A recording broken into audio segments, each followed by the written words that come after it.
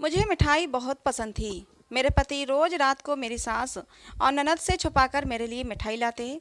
रात को सोने से पहले मुझे वो मिठाई देते और कहते कि ये बहुत ही महंगी मिठाई है, सिर्फ तुम्हारे लिए लेकर आया हूँ। अपने पति की मोहब्बत देखकर मैं खुशी से फूली न समाती थी और वो मिठाई खा लेती। लेकिन मिठाई खाते ही मुझे नींद आ जाती और मैं सो जाती। लेकिन जब सुबह सोकर उठती तो मेरी अजीब ही हालत होती। एक बार मिठाई खाने का नाटक किया और ऐसे ही लेट गई। सोने का नाटक किए अभी कुछ ही देर हुई थी कि मेरे सिर पर आसमान गिर पड़ा। जब मेरे पति ने, मेरा नाम मानसी है, एक दिन घर के काम करते हुए मुझे चक्कर आ गया और मैं बेहोश होकर गिर गई। होश आने पर एक अजीब सी बेचैनी हो रही थी। लेकिन एक बात अजीब थी, इसके बाद से मेरे पति का रवैया मेरे प्रति बहुत बदल चुका था। एक दिन मैंने यूं ही बातों बातों में कह दिया था कि मुझे मिठाई बहुत पसंद है, लेकिन तुम्हारे घर में तो मिठाई बनती ही नहीं। मेरा इतना कहना था कि अगले दिन को ही जब रात को मेरे पति कमरे में आए तो उन्होंने मेरे सामने एक डिब्बा रख दिया। मैंने पूछा इसमें क्या है, तो कहने लगे इसमें बालूशाही है, ख़ास तुम्हारे लिए लेकर आया हूँ। मैं हैरान हो गई, क्योंकि इससे पहले तो मेरे पति मेरे लिए कुछ भी लेकर नहीं आते थे। फिर आज ये प्यार मुझ पर कैसे उमड़ आया। और सबसे ज़्यादा तो हैरत तो इस बात पर हो रही थी कि जब मेरे पति ने कहा ये मिठाई मैं अपनी माँ और बहन से छुपाकर सिर्फ तुम्हारे लिए लाया हूँ, तो मैं बहुत ज़्यादा हैरान थी, क्योंकि उनके बिना तो घर में पत्ता भी नहीं हिलता था। मेरे पति तो अपनी माँ और बहन के हुक्म के बिना सांस भी नहीं लेते थे, फिर उनकी इजाज़त के बिना ये मिठाई कैसे लेकर आ गए। खैर, मैंने सर को झटक दिया। मैंने सोचा इतने प्यार से मिठाई लाए हैं, ज़्यादा सवाल जवाब करने से कहीं इनका मूड ख़राब ना हो जाए, इसलिए मैंने वो मिठाई खा ली। मिठाई खाते ही मुझे नींद आने लगी और कुछ ही देर में मैं नींद की वादियों में चली गई। सुबह सोकर उठी तो अजीब सी फीलिंग्स हो रही थी। सर भारी भारी हो रहा था, चक्कर भी आ रहे थे। ऐसा लग रहा था कि अभी गिर जाऊंगी, लेकिन फिर भी मैं उठी। फ्रेश होकर जैसे ही किचन में गई तो मेरी सास मुझे देखते ही मुझे घूरने लगी। बोली, इतनी देर में उठकर क्यों आई हो? कुछ होश भी है क्या? टाइम हो रहा है। सास का मूड देखकर मैं डर गई। मुझे लगा कि शायद रात वाली मिठाई का पता चल गया है, इसीलिए उनका मूड खराब है।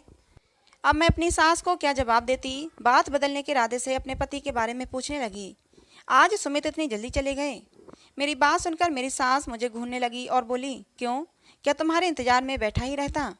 अपनी सास का मूड देखकर मैंने कोई और बात नहीं की और अपने लिए नाश्ता बनाने लगी। लेकिन मुझे बहुत अजीब लग रहा था। मेरी सास मुझे बार बार घूर घूर कर देख रही थी और एक बार तो मुझे देखकर वो अजीब तरह से मुस्कुराई भी। अब तो मुझे शक हो गया कि जरूर सुमित मुझसे नाराज हो गए हैं, इसीलिए मेरी सास इतना खुश है। मेरा पूरा दिन परेशानी में गुजर गया। शाम को जब किचन का काम ख़त्म करके मैं अपने कमरे में जाने लगी तो मेरी सास ने मुझे अपने कमरे में बुला लिया और मुझसे अजीब अजीब तरह के सवाल पूछने लगी कि तुमने पढ़ाई कहाँ तक की है, तुम्हें कहाँ कहाँ जाना पसंद है, तुम्हें खाने में क्या पसंद है। सास के सवाल सुनकर मुझे दाल में कुछ काला लगने लगा। पहले तो इस तरीके से मेरी सास कभी भी सवाल नहीं करती थीं। मैंने अपनी सास के सभी सवालों का जवाब दिया और जल्दी ही पीछा छुड़ाकर अपने कमरे में आ गई। कमरे में आई तो सुमित कमरे में आ चुके थे और कल की तरह आज भी वो मिठाई अपने साथ लेकर आए थे। उन्होंने मेरी तरफ मिठाई बढ़ाई। मैं खुश हो गई, मतलब सुमित मुझसे नाराज़ नहीं थे। खुशी खुशी उनके हाथों से मिठाई लेकर खाने लगी। लेकिन मुझे बहुत ही अजीब नज़रों से सुमित घूर रहे थे। आज सब लोग मुझे अजीब अजीब नज़रों से देख रहे थे। मुझे कुछ भी समझ नहीं आ रहा था। मुझे सुमित की नज़रों से चुभन होने लगी। मैंने कहा, तुम मुझे ऐसे क्यों देख रहे हो, आखिर क्या बात है? सुमित ने कहा, कुछ नहीं, बस ऐसे ही, लेकिन तुम हमेशा मेरे साथ रहना। मुझे बड़ी हैरानी हुई कि पहले तो सास अजीब अजीब सी बातें कर रही थी, अब मेरे पतिदेव भी शुरू हो गए। मुझे सुमित की बातों पर गुस्सा आ गया। मैंने कहा, मैं तुम्हें छोड़कर कहाँ जा रही हूँ? लेकिन सच कहूँ तो मुझे सुमित के बदले हुए रवैये से डर लगने लगा था। मिठाई खाते खाते ही मुझे नींद आने लगी थी, लेकिन मैं सोना नहीं चाहती थी। मैं ज़बरदस्ती अपनी आंखों को खोल रही थी, लेकिन आंखें किसी तरह नहीं खुल रही थीं। बस बंद होती आंखों से मैंने देखा कि सुमित मुझे देखकर मुस्कुरा रहे थे। मैं सोना नहीं चाहती थी, लेकिन फिर भी मैं सो गई। अगले दिन मेरी आंख दोपहर के समय खुली। सोकर उठी तो मेरी तबीयत आज कल से भी ज़्यादा ख़राब लग रही थी। मेरे हाथ पैर काँप रहे थे और मैं उठकर खड़ी भी नहीं हो पा रही थी। मैंने अपनी ननद को आवाज़ लगाई, लेकिन शायद उस तक मेरी आवाज़ नहीं पहुंच रही थी। मैंने जैसे तैसे चीज़ों का सहारा लेते हुए कमरे से बाहर निकली तो सामने ही मेरी सास और ननद बैठे हुए थे। मैं हैरान रह गई, क्योंकि यहाँ तक मेरी आवाज़ साफ आ सकती थी। फिर भला इन्होंने मेरी बात का जवाब क्यों नहीं दिया? मैंने देखा वो कुछ बातें कर रही थीं, लेकिन मुझे देखते ही एकदम से खामोश हो गईं। मैंने पूछा, तुम लोग क्या बातें कर रहे थे जो मुझे देखते ही खामोश हो गए? मेरी बात सुनकर मेरी सास और ननद के चेहरे का रंग फीका पड़ गया। ऐसा लगा जैसे उनकी चोरी पकड़ी गई। अब तो मुझे पक्का यकीन हो गया कि वो लोग मेरे बारे में ही बातें कर रहे थे। उन दोनों ने मेरी बात का कोई जवाब नहीं दिया और उठकर अपने कमरे में चले गए। मैं भी किचन में आ गई। अब मुझे सुमित पर भी गुस्सा आ रहा था। आखिर ये सब लोग मिलकर मेरे साथ कौन सा खेल खेल रहे थे? आजकल मेरी तबीयत भी खराब रहने लगी थी। मैंने अपना नाश्ता बनाया और उसे लेकर कमरे में आ गई। फिर मैंने पूरा दिन कोई काम नहीं किया, बस कमरे में ही पड़ी रही।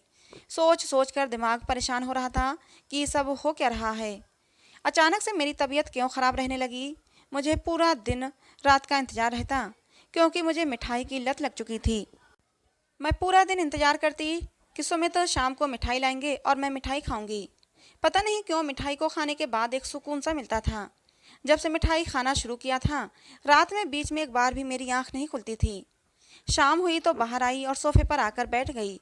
मैं सोफे पर बैठी हुई किताब पढ़ रही थी कि तभी सुमित ऑफिस से आए। शायद उन्होंने मुझे देखा नहीं था।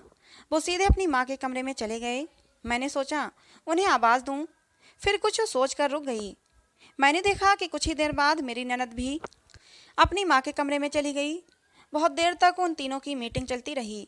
मैं बाहर बैठी सुमित का इंतज़ार करती रही। बहुत देर हो गई तो मुझे सुमित के चिल्लाने की आवाज़ें आने लगीं।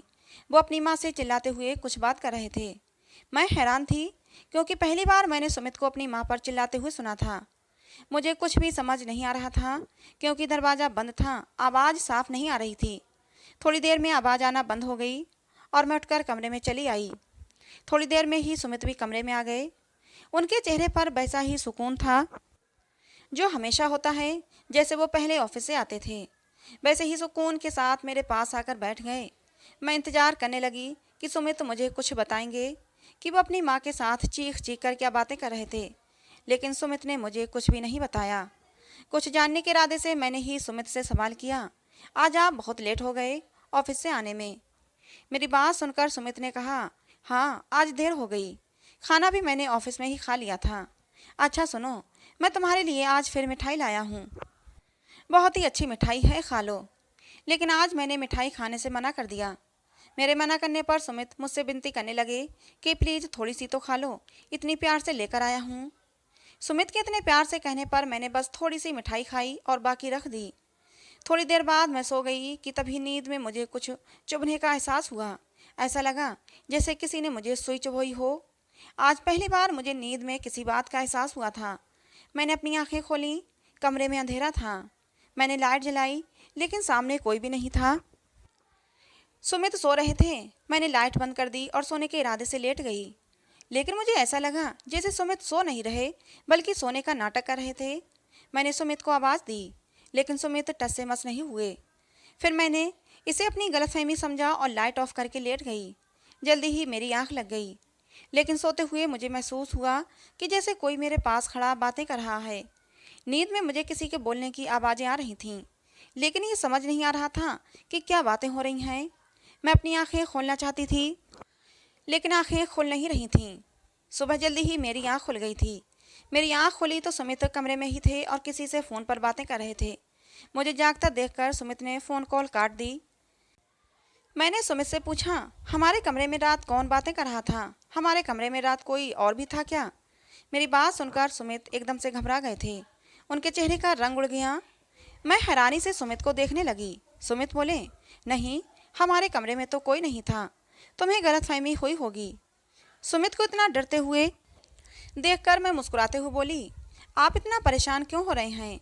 शायद मैंने कोई सपना देखा होगा। कभी कभी सपने में भी ऐसा लगता है जैसे हकीकत में हो रहा है। मेरी बात सुनकर सुमित थोड़ा रिलैक्स हुए और बोले, हाँ हाँ ऐसा ही हुआ होगा। लेकिन फिर भी मुझे दाल में कुछ काला लगने लगा था। ज़रूर कुछ ना कुछ गड़बड़ है। पूरा दिन मेरी सास का रवैया भी मेरे साथ उखड़ा उखड़ा रहा था। मुझे बहुत हैरत होती थी। पहले तो मेरी सास ऐसी नहीं थी, लेकिन अब आजकल पता नहीं उन्हें क्या हो गया है। मेरी सास ने मेरे माँ बाप से जब मेरा हाथ मांगा था तो मेरे माँ बाप की बहुत मिन्नतें की थीं, शादी के लिए बहुत दबाव डाला था। जब भी मेरा कहीं से रिश्ता आता तो मेरे माँ बाप लड़के वालों से पता नहीं क्या कहते थे कि लड़के वाले फ़ौरन इनकार कर देते। लेकिन जब मेरी सास मेरा रिश्ता लेकर आई थी तो उन्होंने बहुत ही दबाव डाला था। मेरे माँ बाप ने तो मना भी कर दिया, लेकिन मेरी सास नहीं मानी और फिर इस तरह रिश्ता पक्का हो गया। लेकिन फिर पता नहीं क्या हुआ कि मेरी सास ने खुद ही रिश्ते से इनकार कर दिया और मेरे माँ बाप उदास होने की बजाय खुश हो गए। मैं हैरान होती थी कि आखिर मेरे माँ बाप मेरी शादी क्यों नहीं करना चाहते।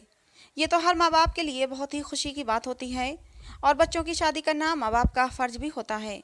खैर, इनकार होने के बाद मेरे माँ बाप बहुत खुश थे, लेकिन कुछ ही दिनों बाद मेरी सास फिर से आ गई और बोली कि हमें आपकी बेटी को ही अपने घर की बहू बनाना है।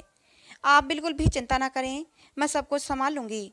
आपकी बेटी का घर बर्बाद नहीं होगा। अपनी सास की बातें मुझे आज भी याद हैं।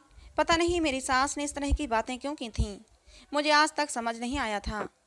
शादी के शुरू शुरू में तो मेरी सास मेरे साथ बहुत अच्छी थीं, लेकिन फिर पता नहीं धीरे धीरे बदलती क्यों चली गईं। आजकल मुझे घर का माहौल बहुत अजीब लग रहा था, लेकिन मैं अपने पति पर शक नहीं करना चाहती थी। मेरे पति सुमित तो मुझसे इतनी मोहब्बत करते थे, कभी कभी वो अपनी माँ से मेरे लिए झगड़ा भी कर लेते थे।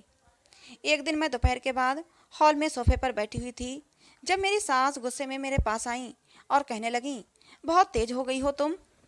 मेरे बेटे को अपनी उंगलियों पर नचाना चाहती हो। ये नए नए ड्रामे करके क्या साबित करना चाहती हो।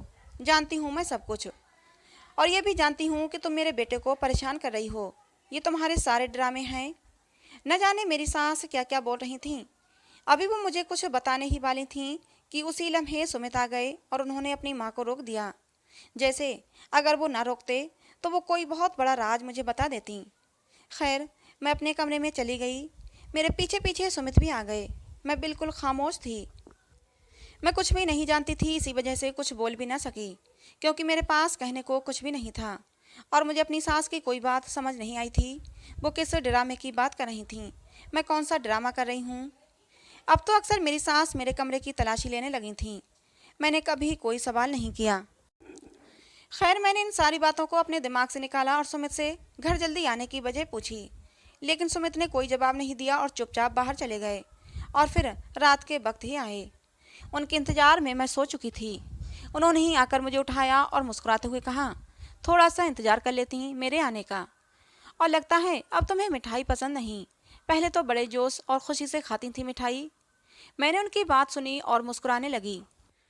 मैं तो अभी खाती हूँ, ये कहकर आज भी मैं उनकी लाई हुई मिठाई खाने लगी। जैसे जैसे मिठाई खा रही थी मेरा सर चकराने लगा। अचानक मैंने देखा कि कमरे में कोई लड़की दाखिल हुई, पर उस वक्त तक मुझ में इतनी हिम्मत ही नहीं थी कि मैं आंखें खोलती और उस लड़की को देखती। मुझे नींद आ रही थी। उस वक्त सोने के लिए मैं बेताब थी। उस वक्त मुझे परवाह नहीं थी कि कमरे में कोई लड़की आई है या लड़का। मुझे बहुत सुकून की नींद आ रही थी, इसलिए मैं सो गई, ये जाने बिना कि वो लड़की कमरे में क्या करने आई थी। अगला पूरा सारा दिन मेरा इसी परेशानी में गुजर गया। मैंने फैसला कर लिया था कि अब मिठाई नहीं खाऊंगी। सब कुछ इसी की वजह से हो रहा है। मिठाई को खाते ही मुझे नींद आ जाती थी। जब से मैंने मिठाई खानी शुरू की थी, घर में सारे लोग ही बदल गए थे। मेरी सास और ननद का रवैया मेरे साथ बुरा हो गया था और मेरे पति का मेरे साथ रवैया और भी अच्छा हो गया था। रात के बाद जब सुमित मिठाई लाए, मैंने सोचा कि मना कर दूं, लेकिन फिर मैं मना ना कर सकी। कितनी प्यार से सुमित मुझे मिठाई खिला रहे थे। मुझे मिठाई देकर सुमित बाहर चले गए, लेकिन मैंने मिठाई नहीं खाई। थोड़ी देर बाद आए तो सुमित किसी से बातें कर रहे थे। मैं तकिए पर सर रखकर सोने का ड्रामा करने लगी। सुमित न जाने किससे बातें कर रहे थे, मुझे कुछ समझ नहीं आ रहा था। अभी मैं सोने वाले अंदाज में लेटी रही, लेकिन अब मुझे सच में नींद आने लगी थी। जब काफ़ी रात हो गई, कम से कम रात के 12 बजे का समय था, कि तभी कोई कमरे में दाखिल हुआ। मैंने हल्की सी आंखें खोलकर देखा। वो मुझे कोई डॉक्टर लग रहा था। सुमित ने उससे बात की। उसे सुनकर मुझे लगा किसी ने मेरे सर पर बम गिरा दिया हो। मेरे माथे पर पसीने की बूंदें चमकने लगीं। मुझे सुमित से नफरत महसूस होने लगी। पता नहीं सुमित कौन सी दवाइयों की बात कर रहा था। मुझे कुछ भी समझ नहीं आया। अचानक ही वो दूसरा इंसान जो कमरे में आया था, वो मेरे पास आया। मुझे बाजू पर चुभन होने लगी। उन दोनों की बातें सुनकर मेरी रूह भी कांप गई थी। और जैसे ही उसने मुझे इंजेक्शन लगाया, मुझे यूं लगा कि किसी ने मेरी जान निकाल दी हो। मेरा दिल किया कि मैं चीखने लगूं। मेरे लिए बर्दाश्त करना मुश्किल हो गया। मुझे समझ ही नहीं आया कि मेरे साथ हो क्या रहा है। लेकिन मैं बर्दाश्त करके लेटी रही क्योंकि मुझे आगे का सच भी जानना था। पता नहीं सुमित मुझसे क्या चाहता था और ये सब क्या था। लेकिन उसके बाद आगे कुछ नहीं हुआ। वो दोनों कमरे से चले गए। मैं सुबह उठी तो मेरी आंखें लाल थीं। आज तो मेरी तबीयत तो पहले से भी ज़्यादा बुरी हो चुकी थी और मुझे यकीन हो गया था कि सुमित मुझसे कुछ छुपा रहे हैं। सुमित ही नहीं बल्कि उनकी माँ भी मुझसे कुछ छुपा रही थी और ये लोग न जाने मेरे साथ कौन सा खेल खेल रहे थे, मुझे कौन से कामों में इस्तेमाल कर रहे थे। नफरत होने लगी अपने पति से मुझे। मेरा दिल करने लगा कि मैं सब कुछ छोड़कर अभी कभी अपने घर चली जाऊं। इस समय मैं बहुत तकलीफ में थी। पूरा दिन मैं अपने कमरे से बाहर न निकली। रात को सुमित आए तो मैंने उनसे कोई बात नहीं की। उनका रवैया भी आज मेरे साथ अजीब सा था। उन्होंने भी मुझसे कोई बात नहीं की। अचानक मेरी नज़र सुमित की बाजू पर गई, जहाँ पर एक छोटी सी पट्टी बंधी हुई थी। आज वो मेरे लिए मिठाई भी नहीं लाए थे। मैंने कोशिश की कि पूछूं कि हाथ पर क्या हुआ है, मिठाई क्यों नहीं लाए, पर मुझे कल की रात वाली बात याद आ गई। मेरा दिल किया कि पूछूं वो मुझसे क्या चाहते हैं। कई बार कोशिश की लेकिन फिर खामोश हो गई कि अगर मैं गलत हुई तो। फिर कल रात जो मैंने देखा था वो सब कुछ भी सोचने लगी। सुमित अचानक क्यों बदल गए थे, कुछ तो इनके दिमाग में चल रहा था जो वो मुझे नहीं बता रहे थे। इसके बाद काफ़ी दिन हमारे बीच कोई ख़ास बात नहीं हुई, पर मैं अजीब सी होने लगी थी। मेरी तबीयत तो हर वक्त ख़राब रहने लगी। मुझे यूँ लगता कि जैसे मेरा सर अभी फट जाएगा। मैं सारा सारा दिन और पूरी पूरी रात बेचैन रहती। मेरा दिल भी घबराता रहता। सुमित अब रात को देर से घर आते और अपनी माँ के कमरे में चले जाते। जिस दिन सुमित कमरे में ना आते और मुझे मिठाई ना खिलाते तो मेरी तबीयत और भी ख़राब होने लगती, जैसे वो लोग मुझ पर कुछ कर रहे हों। आज भी वो काफ़ी रात को कमरे में आए। मैं बोली, सुमित क्या चाहते हैं आप मुझसे, बात क्यों नहीं करते। मैं आपसे बात करूं तो जवाब नहीं देते। कभी हाल पूछा है मेरा कि सारा दिन तबीयत कितनी ख़राब रहती है। मैंने आज गुस्से में तंग आकर कह दिया था और वो मुझे अजीब सी नज़रों से घूरने लगे। मैं उन्हें देखती रही। वो मुझे बिना बताए कमरे से चले गए। अगले दिन मैं अपनी ननद के साथ शॉपिंग करने गई। उसने कहा कि लंच करके ही जाते हैं। हम एक रेस्टोरेंट में चले गए और मेरी नज़र अचानक से सामने वाली टेबल पर गई। मेरी आंखें वहीं पथरा गईं। मैं वहाँ से फ़ौरन निकल आई। मेरा दिल किया कि सुमित को गोली मार दूँ, तो ये थी उसकी सच्चाई। अगर मैं नहीं तो कोई और सही। मतलब उस रात यही लड़की कमरे में आई थी। मुझे पूरा यकीन हो गया। घर आते ही कमरे में चली गई। मैंने सारे कमरे का सत्यानाश कर दिया। मेरे आंसू बह रहे थे। सुमित मुझे धोखा दे रहे थे, वो मुझे इस्तेमाल कर रहे थे। रात को सुमित आए। आज उनका मूड पहले की तरह ही था। वो मेरे लिए मिठाई भी लाए थे, पर कमरे में दाखिल होते ही ठटक गए और मुझे देखकर पूछने लगे, ये सब क्या है, क्या हुआ है तुम्हें। अब भी मुझसे पूछ रहे हैं कि क्या हुआ है। बताएं अपनी सच्चाई, क्या चाहते हैं आप मुझसे, क्यों मुझे अपनी ज़िंदगी में शामिल किया हुआ है। मैंने गुस्से में पूछा और वो नासमझी से मुझे देखने लगे। क्या कह रही हो, मुझे कुछ समझ नहीं आ रहा। और ये कमरे का क्या हाल बना हुआ है। आराम से बैठो और बताओ क्या हुआ है। सुमित ने मुझे सोफे पर बैठा दिया। आप इस मिठाई में क्या मिलाकर मुझे खिलाते हैं और आप ऐसा क्यों करते हैं, मैंने गुस्से में पूछा। आज मैं सब कुछ जानना चाहती थी। मैं नींद की गोलियां मिलाकर खिलाता हूँ। मुझे बिल्कुल भी उम्मीद नहीं थी कि सुमित इतनी आसानी से बता देंगे, और वो भी मेरे एक बार ही पूछने पर। मैंने गुस्से में पूछा, क्यों क्यों मिलाकर खिलाते हैं। क्योंकि मैं तुम्हें तकलीफ में नहीं देख सकता। वो बड़े आराम से बोले, सुमित मैं आपकी सच्चाई जान चुकी हूँ। अब मुझे कोई उल्टी सीधी कहानी नहीं सुननी। मुझे आपके साथ नहीं रहना, मुझे तलाक चाहिए, मैंने गुस्से में कहा। वो भी एकदम ही गुस्से में आ गए थे। मेरी सच्चाई, मेरे बारे में, और वो भी तुम जानती हो। तुम तो खुद अपने बारे में नहीं जानती, फिर भला मेरे बारे में क्या जानती होगी। अच्छा चलो, ये मान लिया तुम मेरे बारे में जानती हो, तो ज़रा पहले अपने बारे में तो बताओ कि तुम क्या जानती हो। वो मुझसे ऐसे पूछने लगे जैसे मुझे अपने बारे में कुछ मालूम ही नहीं, या फिर मैं अपनी ज़िंदगी का कोई राज ही नहीं जानती। मैंने सुमित से पूछा, बताओ कौन था वो शख्स जो उस रात हमारे कमरे में आया था, और कौन थी वो लड़की जिसे आप बुलाते हैं मुझे नींद की दवाई खिलाकर। बताइए, और वो होटल में आज आपके साथ कौन लड़की थी, उसके बारे में भी बता देना। और अपनी माँ के कमरे में जाकर मुझ पर जादू करते हैं। मुझे अपने बारे में सब कुछ मालूम है, मैंने गुस्से से चिल्लाते हुए कहा। और तुम अपने बारे में ये जानती हो कि तुम्हारे माँ बाप क्यों तुम्हारी शादी नहीं करना चाहते थे। वो सिर्फ मुझसे ही नहीं बल्कि किसी से भी तुम्हारी शादी नहीं करना चाहते थे, क्योंकि तुम एक बीमार लड़की हो। और वो कहते थे कि तुम जल्दी ही पागल हो जाओगी। जो भी तुमसे शादी करेगा वो तुम्हें तलाक दे देगा। मेरी माँ को पता चला तो वो भी तुम्हारा रिश्ता नहीं लेना चाहती थी। मेरी जिद पर तुम्हें मेरी माँ ने इस घर की बहू बनाया। और रही बात तुम्हें नींद वाली गोलियां खिलाने की, तो एक रात थोड़ी सी मिठाई तुमने खाई थी। अपना हाल देखा था, मर जाती तुम अगर नींद की दवाई ना खाई होती। नींद वाली दवाइयाँ खिलाकर इलाज करवा रहा था तुम्हारा। और वो लड़की डॉक्टर है। उस दिन रेस्टोरेंट में भी वही लड़की मेरे साथ थी और मुझे तसल्ली दे रही थी कि तुम्हारी पत्नी जल्दी ही ठीक हो जाएगी। जानती हो, तुम्हारे माँ बाप इसीलिए तुम्हारी शादी नहीं करना चाहते थे। तुम्हारे जन्म के कुछ समय बाद ही तुम्हारे सर में एक ट्यूमर हो गया था। उस समय डॉक्टर ने कहा था कि खतरे वाली बात तो नहीं, लेकिन हो सकता है आगे चलकर इस गांठ की वजह से तुम दिमागी मरीज बन जाओ। हो सकता है इस गांठ की वजह से तुम पागल हो जाओ। और यही वजह थी कि तुम्हारे माँ बाप तुम्हारी शादी नहीं करना चाहते थे। मेरी माँ को भी जब बाद में पता चला तो उन्होंने भी शादी के लिए मना कर दिया था, लेकिन मैंने ज़बरदस्ती अपनी माँ को तुम्हारे घर भेजा था, क्योंकि मुझे तुम पसंद थी और मैं तुमसे ही शादी करना चाहता था। शादी के शुरू में तो कोई दिक्कत नहीं हुई, धीरे धीरे तुम्हारे ऊपर उसका असर दिखने लगा था। कभी कभी इधर उधर की बातें करने लग जाती, तो कभी कभी सर में तेज़ दर्द होने लगता था। और उस दिन तो तुम चक्कर खाकर गिर गई थी। जब मैंने तुम्हें डॉक्टर को दिखाया और डॉक्टर से इस बारे में पूछा, तो डॉक्टर ने तुम्हारा चेकअप करने के लिए कहा। लेकिन मैं नहीं चाहता था कि तुम्हें इस बारे में कुछ भी पता चले, क्योंकि ये बहुत ही नाजुक मामला था। डॉक्टर ने भी कहा था कि अगर तुम्हारी पत्नी ने इस बात को ज़्यादा सीरियसली ले लिया तो कुछ भी हो सकता है। इसीलिए मैं तुम्हें कुछ भी नहीं बताना चाहता था। तुम्हें नींद की गोलियां खिलाकर मैं तुम्हारा सारा इलाज करवा रहा था। मेरी माँ भी तुमसे इसीलिए गुस्से में रहती थी। उनका कहना था कि मैं तुम्हें तलाक दे दूँ, लेकिन मैं अपनी माँ की बात नहीं मान रहा था, क्योंकि मुझे तुमसे मोहब्बत है। तो मैं तुम्हारे बिना नहीं रह सकता हूँ। कुछ भी करूँगा लेकिन तुम्हें ठीक करके ही रहूँगा। मैं तो तुम्हें अभी भी कुछ नहीं बताता, लेकिन मेरा तुम्हें कुछ नहीं बताना तुम्हारे लिए और भी खतरा खड़ा कर सकता था, क्योंकि तुम अपने दिमाग पर कुछ ज़्यादा ही जोर डालने लगी थी। पता नहीं क्या उल्टी सीधी बातें दिमाग में सोचने लगी थी। इसीलिए तुम्हारा सब कुछ जानना ज़रूरी था। मेरा यकीन करो, मैं तुमसे बहुत मोहब्बत करता हूँ और घबराने की बिल्कुल भी ज़रूरत नहीं है। डॉक्टर का कहना है कि तुम जल्दी ही ठीक हो जाओगी। मैं हक्का बक्का सी खड़ी सुमित की बातें सुन रही थी। सुमित की आंखों में आंसू थे। वो शायद रोना चाहते थे, लेकिन मेरे सामने खुद को कमज़ोर साबित नहीं करना चाहते थे, इसीलिए खुद को रोके हुए थे।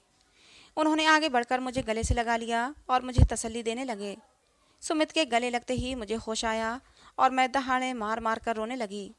रोना मुझे अपनी बीमारी का सुनकर नहीं आ रहा था, बल्कि रोना तो मुझे इस बात का था कि मैंने अपने इतने मोहब्बत करने वाले पति पर शक किया। भगवान ने मेरी किस्मत में इतना प्यार करने वाला पति लिखा था और मैं कितनी नाशुक्री थी कि अपने ही पति पर शक कर बैठी। मेरा रोना देखकर सुमित घबरा गए। बोले, मानसी, तुम बिल्कुल भी मत घबराओ। मेरे जीते जी तुम्हें कुछ नहीं हो सकता। तुम्हें मौत के मुंह से भी खींच लाऊंगा। मैं रोते हुए बोली, नहीं सुमित, मुझे अपने मरने का और अपनी बीमारी का कोई गम नहीं। तुम जैसा पति पाकर तो मुझे अपनी किस्मत पर गर्व है। तुम्हारी बाहों में अगर अब मौत भी आती है तो मुझे कोई गम नहीं। इतना कहकर मैंने दोबारा अपना सर सुमित के सीने से टिका दिया। सुमित ने भी मुझे कसकर अपनी बाहों में भर लिया। मन ही मन भगवान से दुआ करने लगी कि भगवान, अगर तुझे मेरी उम्र और बढ़ाना है तो बस इतनी ही बढ़ाना कि सुमित से पहले ही मुझे मौत आ जाए, सुमित के बाद नहीं, क्योंकि सुमित की बाहों में मरना चाहती हूँ और यही मेरी आखिरी अभिलाषा है। तो दोस्तों, आज की हमारी ये कहानी आपको कैसी लगी कमेंट बॉक्स में ज़रूर बताना। पसंद आई हो तो प्लीज़ लाइक करना। ऐसे ही और कहानियों के लिए हमारे चैनल को सब्सक्राइब करना बिल्कुल मत भूलना। कहानी को अंत तक सुनने के लिए आप लोगों का बहुत बहुत धन्यवाद दोस्तों। मिलते हैं अगली किसी नई कहानी में।